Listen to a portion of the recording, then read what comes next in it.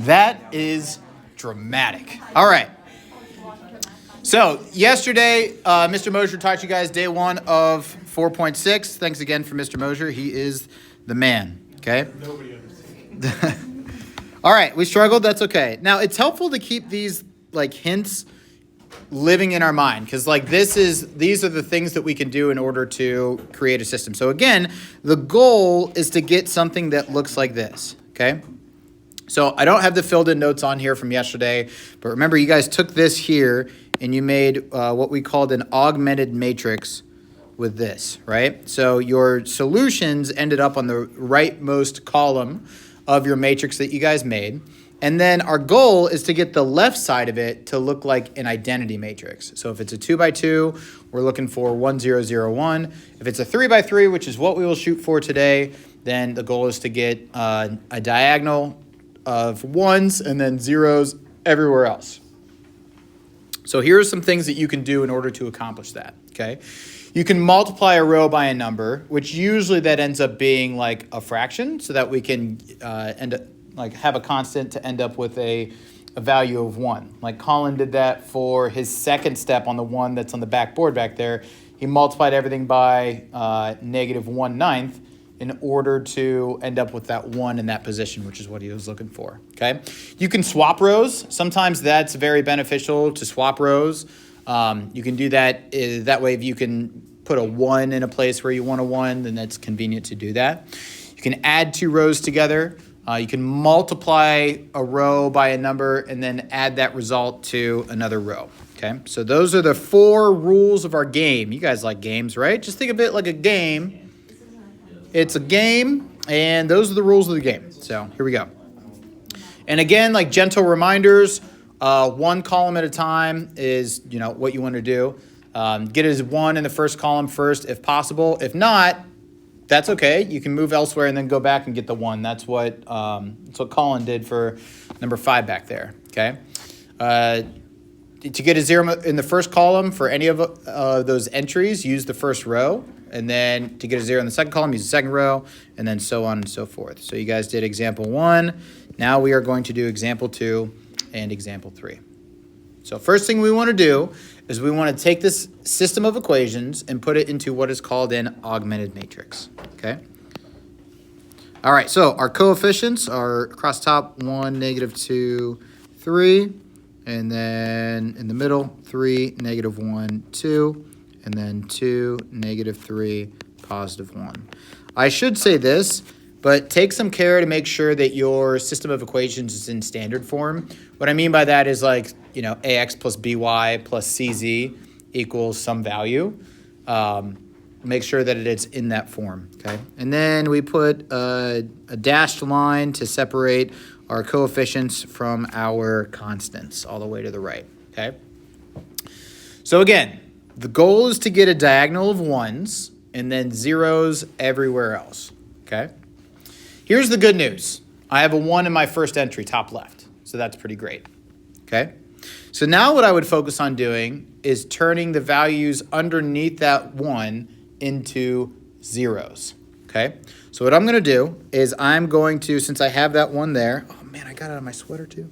I'm going to multiply my top row by -3 and then add it to my second row because then that'll wipe out that first entry, okay?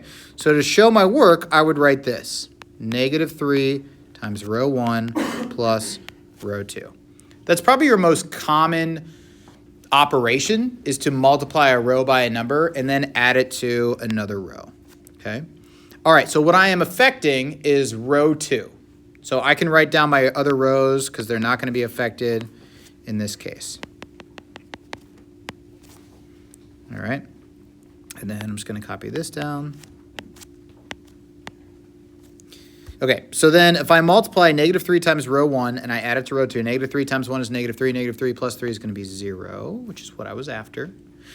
And then -3 times -2 would be +6. And then 6 plus -1 is going to be 5. And then -3 times 3 is going to be -9. -9 plus 7 is going to, or I'm sorry, -9 plus 2 is going to give us -7. And then -3 times 2 is -6. -6 plus 9 is going to give us 3. All right, so we got a 0 there. That's good news. Now let's work on getting a 0 in that last entry right here. Okay, so in order to do that, you guys tell me, what do I need to do to get a 0 in that box? By the top one, -2. Good. So -2, row 1 plus row 3. And that'll replace my third row. So my first 2 rows, I'm not going to change. So 1, -2, 3, and then 2. And then 0, 5, 7, or sorry, -7, 3. And then, okay, now we're going to affect our third row. So -2 times row 1 plus row 3. So -2 times 1 is -2 plus 2 is 0. -2 times -2 is going to give me 4, plus -3 is going to give me 1. And then -2 times 3 is going to give me -6. -6 plus 1 is going to give me -5. And then -2 times 2 is going to be going to give me -4. -4 plus 1 is going to give me -3. Now here's something cool that I can do. So now I'd probably focus on that second row. Ideally, I'd like to make that a 1 there. But if I divide that second row by 5, I'm going to get fractions. Which isn't the end of the world, but do you guys really want to wrestle through fractions? No. So we try to avoid it as much as possible. So there's something else that I can do to get that 1 there that I want. Flip row 3 and 2. Yeah, swap row 2 and 3. Is that what you're going to say as well too, Hannah? Isabel, you were saying the same thing? Okay, so I'm going to interchange row 2 and row 3. So row 2 and then row 3. And then I'm just going to put an arrow on either end to indicate that I am swapping rows. So 1, -2, 3, 2. So then 0, 1, -5, -3. And then 0, 5, -7, 3. Hey, all right. Okay, so now what I want to do is I want to get zeros above that 1 and below that 1. Okay? Now, I think you guys are pretty smart. So I'm going to do 2 steps in 1. How do you think about that? Or what do you think about that? If I wanted to get a 0 above that 1, what should I multiply row 2 by and add to row 1? 2. So I'm going to do 2 times row 2 plus row 1. But I'm also going to do, if I want to get a 0 underneath that 1 that we just put there, what should I do? -5 times row 2 plus row 3. So I'm going to do those both in one fell swoop. All right, here we go. So let's do row 1 first. Well, I can just recopy that middle one, right? Because that didn't change. 0, 1, -5, and then -3. All right. So I'm going to multiply 2 times row 2 and then add it to row 1. So 2 times 0, 0 plus 1 is going to give me 1. Super. 2 times 1 is going to give me 2. 2 plus -2 is going to give me 0. Nice. And then 2 times -5 is -10. -10 plus 3 is going to give me -7. And then 2 times -3 is -6. -6 plus 2 is going to give me -4. All right. And then -5 times row 2 plus row 3. So 1 times -5 is -5. -5 plus 5 is going to give me 0. And then -5 times -5 is 25. 25 plus -7 is going to give me 18. All right. And then if I do -5 times -3, it's going to give me 15. 15 plus 3 is going to give me 18. Oh, that is very good. I like that very much. Why do I get so excited about that? No, I'm not done. Why do you have to keep going? After you get the corner, why do you use the top left, the bottom left or top right corner? You're not wrong about that. I could say 18z equals 18, and then solve for z and get z equals 1, and then just plug it in, right? And then just eliminate those values. You're 100% correct about that. But for the love of the game, we're going to keep going. What should I multiply 18 by? 1/18th. Good. So I would do 1/18th times row 3. Okay, and we don't think about it like division. We instead think about it solely as multiplication. So 1, 0, -7, -4, 0, 1, -5, -3, and then 0, 0, 1, 1. Are you telling me you guys like practical things instead of what we're doing here? Is this not fun to you? Well, today in AP Calculus, we talked about negative area, so you guys got that to look forward to. All right. Now what? We need zeros above my my 1 that I just found. So let's do 2 steps in 1.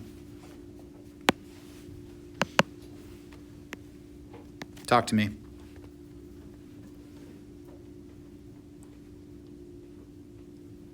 What should we... Okay, so to eliminate that -7 that's up above.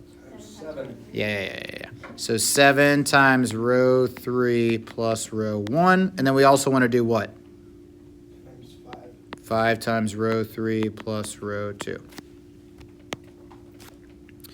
All right, so 0, 0, 1, 1. So Z is indeed 1. All right, so if I do my top row first, first 2 entries aren't going to change. But then 7 times row 3 plus row 1 is going to give me 0. 7 times 1 plus -4 is going to give me 3. And then 0, 1. Okay. And then 5 times 1 plus -5 is going to give me 0. And then 5 times 1 plus -3 is going to give me 2. It's just 2 more steps, Colin. That's all. Yeah. What's X? What's Y? What's Z? It's like you guys were counting down. So our solution is the ordered triple 3, 2, 1. I mean, that was a fun game. Who brought the snacks? Game night.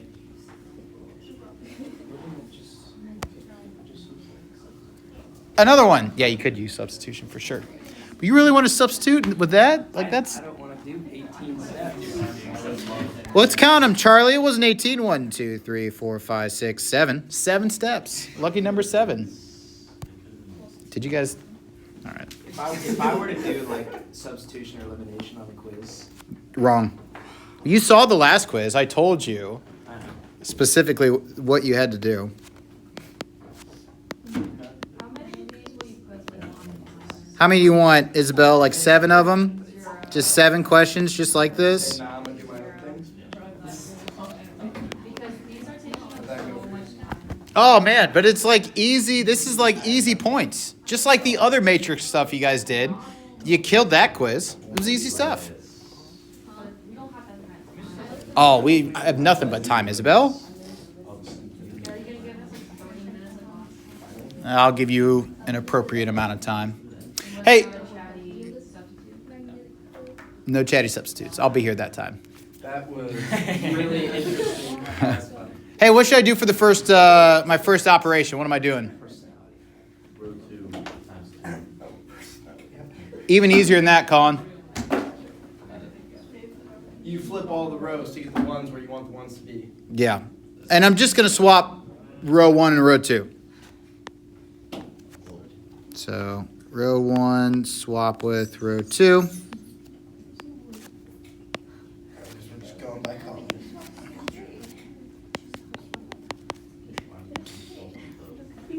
That's a good question. Why wouldn't I swap them both? By column. Yep. We're working by column here. The reason why is because I'm going to work towards eliminating that 2 that I just circled. And when I do that, I'm going to have to like multiply or add or whatever. And that's going to affect that 1 that's right next to it. So there's no point in trying to get like this row up above, because it's going to, that 1 value is going to change once I try to get rid of that 2. And I have to get rid of the 2 first. It's a really good question though. All right, now what? Let's do a 2-for-1 special, you know? 2 for. So -3 row 1 Yep, plus row 2. that's right. -2 row 1 plus row 3. Does that check out? The math is mathin'. See, we're already winning the game. So -3 row 1 plus row 2 gives me my 0. -3 times 2 plus -2. Hold on. I get a -8. Is that right? -8? You guys are better at math than I am. And then -3 times 2, so -6, and then plus 1 is going to give me -5. All right, and then -12 plus 7 is going to give me -5 again. Okay. And then down below, so -2 times row 1 plus row 3 gives me a 0. -2 times 2 is -4. -4 plus 1 is going to give me -3. And then -4 plus -3 is going to give me -7. And then -8 plus 1 is -7. Okay. This is a little tricky. I can't just divide row 2 by something and make it nice and convenient. I don't really have a 1 there to work with, so that's not great. There's a couple things you could do. Colin, like when you did your problem in the backboard back there, you would have multiplied row 2 by 3 and then row 3 by 8 or -8 or whatever, just so they have opposite signs, and then added them together. That's one thing you could do. The other thing we could do is, can I multiply anything by -8 and then add it to -3 and have it be a 1? No, but can I multiply something by -3 and then add it to -8 and have that be 1? Yeah. I could, yeah. So what I could do is I could multiply row 3 by -3 and then add it to row 2. So let's try that on for size and see what we think. Top row doesn't change. 1, 2, 2, 4. All right. Bottom row doesn't change. 0, -3, -7, and -7. Hope I did that right. Okay, so then what do we say? -3 times row 3 plus row 2. So -3 times 3, or -3 times -3 is +9. +9 plus -8 is going to give us 1. Okay, that's really good. And then -3 times -7 is +21. 21 plus -5 is 16. And then we'll get the same thing for the last value as well, too, because those values are the same. All right, that's pretty cool. We've got that 1 there. So now let's use that 1 to eliminate the values above and below. So I would do -2 times row 2 plus row 1, and then 3 times row 2 plus row 3.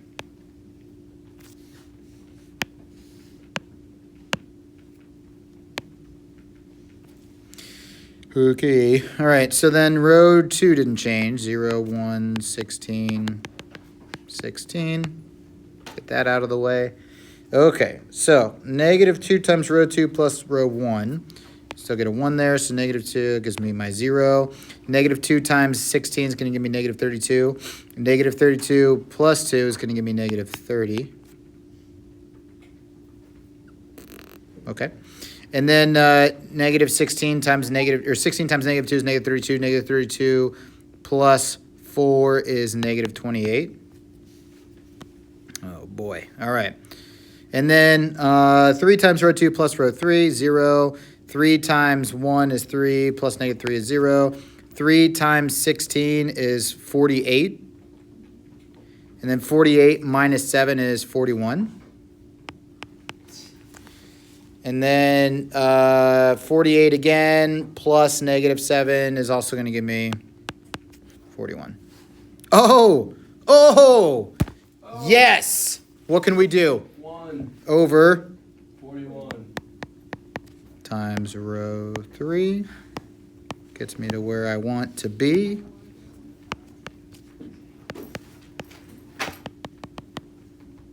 Remember, guys, we're playing a game, so it's exciting. You can't just call it a game. Just say it's really boring.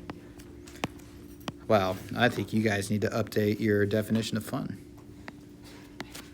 All right, we got a 1 there. So let's use that 1 to eliminate the cells above it. Hey, we're almost there. I promise we're almost there. So let's do 6 or negative 16, row 3 plus row 2. Sorry, I don't know why I wrote that in that order. And then let's do 30 times row 3 plus row 1. So I get 1, 0, 0. And then for that top row, 30 times row 3, so 30 times 1 would be 30. 30 plus negative 28 gives us a very large 2. And then negative 16 times row 3 plus row 2 is going to give me 0, 1, 0, 0. Okay. And then, hey, I got the other one. There we go. So I have my solutions. X is 2. Y is 0, Z is, why did I give it 2 belts? Z is 1. Giving us the ordered triple, 2, 0, 1. I would be glad to. Oh, that's the other left. Got it, okay.